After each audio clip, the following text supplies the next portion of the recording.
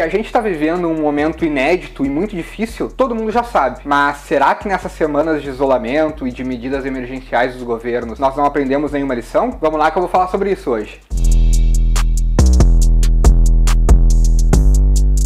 Fala pessoal, tudo bem? Eu sou o Rua Saavedra e hoje eu vou falar sobre as 5 lições que a pandemia do coronavírus está nos ensinando. Pessoal, acho que pela primeira vez na minha geração, a gente está vivendo um problema muito sério, não só no Brasil, mas no mundo inteiro. Um problema que a gente nunca tinha tido antes, uma pandemia. Mas isso eu tenho certeza que vocês já sabem, porque ultimamente só se fala sobre isso, né? Nesse vídeo eu vou falar sobre problemas que a gente já conhecia e que a crise evidenciou ainda mais, e sobre temas que a gente não sabia ou não tinha se dado conta, e que com esse momento que a gente está vivendo, a gente conseguiu abrir os olhos. A primeira lição foi a de que a burocracia exagerada atrapalha até mesmo as ações do governo no combate à pandemia. O ministro da Saúde e diversos governadores têm reclamado, por exemplo, da excessiva burocracia para a importação de testes, algo que é fundamental que o Brasil tenha capacidade para que a gente possa sair logo dessa situação de isolamento. Ficou evidente em tudo isso que a burocracia não atrapalha apenas aqueles que querem empreender, mas atrapalha o próprio Estado. E adivinha, é ele mesmo que cria essas normas. Quer um exemplo de burocracia que até então muitas pessoas não sabiam que existia e que pegou todo mundo de surpresa? As farmácias de manipulação eram proibidas de fabricar álcool em gel para venda.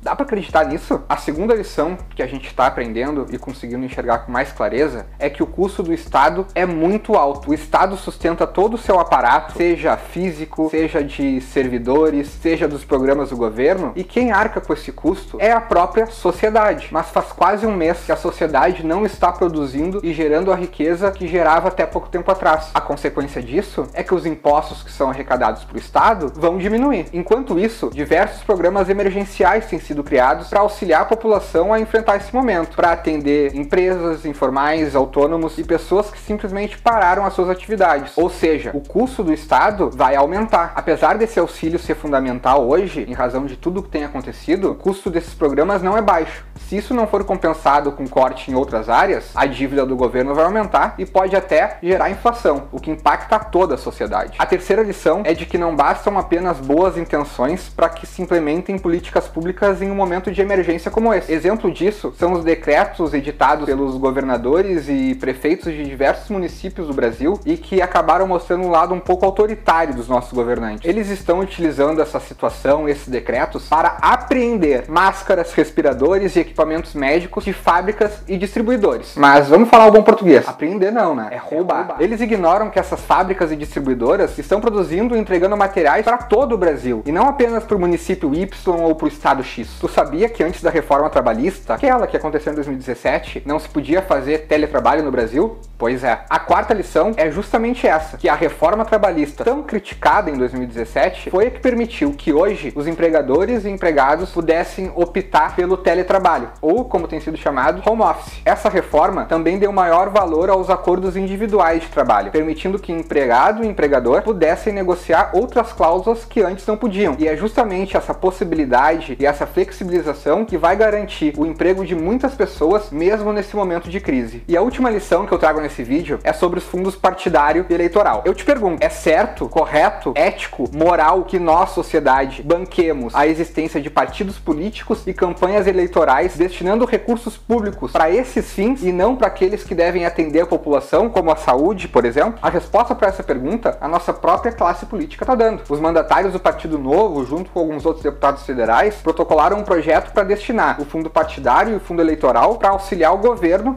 na saída dessa crise. Projetos que foram negados pelo Congresso Nacional. Esse fundo partidário e esse fundo eleitoral somam mais de 3 bilhões de reais. Será que esse valor não pode ser melhor empregado em outra coisa, em vez de sustentar partidos e campanhas políticas? Enfim, pessoal, eu queria encerrar esse vídeo dizendo que eu tenho certeza que esse momento está sendo muito difícil para muitas pessoas, mas que a gente não pode perder a fé e nem a esperança em dias melhores, e que a gente consiga fazer de todo esse momento ruim que a gente está vivendo uma oportunidade para lá na frente fazer melhor e fazer diferente. Se tu gostou desse vídeo, curte, comenta, compartilha, me segue nas redes sociais, e se quiser receber ele no teu WhatsApp, envia a mensagem 5 lições pro nosso número que a gente vai te enviar o vídeo. Valeu!